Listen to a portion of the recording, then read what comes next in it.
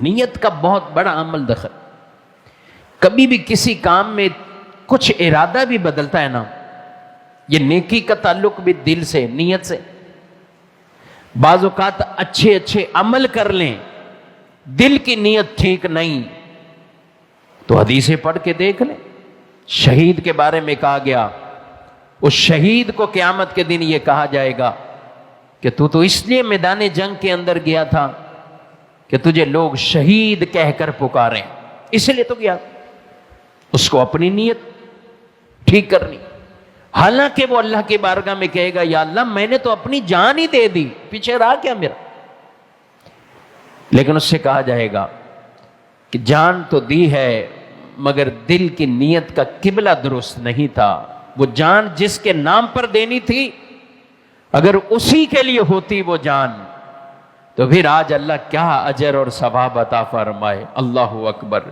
حضور فرماتے ہیں جنت میں جانے کے بعد واپسی کی کوئی تمنا نہیں کرے گا مگر شہید وہ یہ تمنا کرے گا کاش مجھے پھر بھیج دیا جائے اور میں پھر اللہ کی راہ میں شہید ہو کر دوبارہ یہاں پہنچوں، پھر بھیج دیا جاؤں، کیونکہ اللہ کے نام پر جو میری جان قربان ہوئی اس کا جو لطف ہے وہ کہیں اور نہیں. اللہ اکبر. یعنی گویا کہ اس کو جو اس وقت رب کی رحمت کے نظارے، تو وہ شہید بھی تمنا کرے گا. لیکن جس نے علی وجہ اللہ، اللہ کی محبت، اللہ کی رضا کے لیے سخی کو لایا جائے گا قیامت کے دن، وہ کہے گا کہ میں نے نہ دائیں دیکھا نہ بائیں دیکھا نہ آگے دیکھا نہ پیچھے، اتنے سخاوت کے دروازے کھول دیے. لیکن اللہ ان سے کیا فرمائے گا؟ بے شک تم نے یہ مال تو لوٹایا مگر میری محبت اور رضا کے لیے نہیں لوٹایا، تو اس لیے لوگوں کو دیتا رہا کہ ٹھیک ہے لوگ تمہیں بڑا سخی کہیں، سخی کہیں، سخی کہیں، تو بالآخر اس کے لیے بھی جہنم کا فیصلہ فرمایا. وہ قاری قرآن، وہ عالم دین، ان کو بھی اسی طرح کھڑا کیا جائے گا.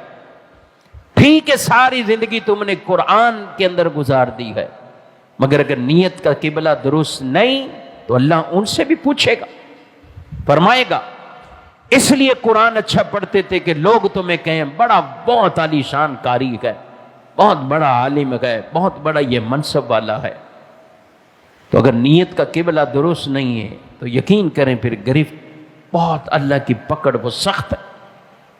میں اور آپ کسی پر نہیں کہیں، نہ شہید کو کہیں، نہ ہم کسی سخی کو کہیں، نہ ہم کسی عالم قاری کو کہیں کہ اس کی نیت ٹھیک نہیں. کیوں؟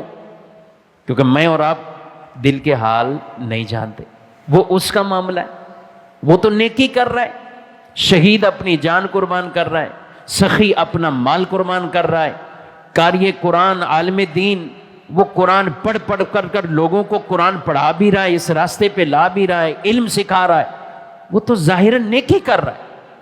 میں اور آپ کسی کو یہ نہیں کہیں گے کہ یہ ہم سب کے لیے کر رہا ہے، یہ ریاکاری کے لیے کر رہا ہے ورنہ ہم پکڑے جائیں گے.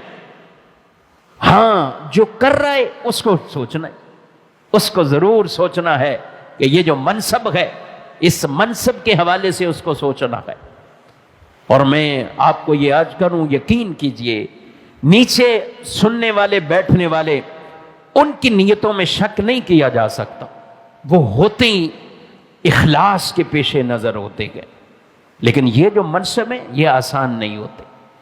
جو کسی منصب پر بیٹھ رہا ہو، چاہے وہ قاری ہو، عالم ہو، وہ کسی بھی بڑے منصب والا ہے، یہ آسان نہیں. اسے کئی مرتبہ اپنے دل کے قبلے کو بار بار درست کرنا پڑتا ہے، اس کو نیت درست کرنی پڑتی ہے، اور اس کے اندر یہ چیزیں پیدا ہونا زیادہ ہو جاتی ہے کہ وہ یہ عمل کس لیے کر رہا ہے. اور رب پوچھے گا قیامت کے دن.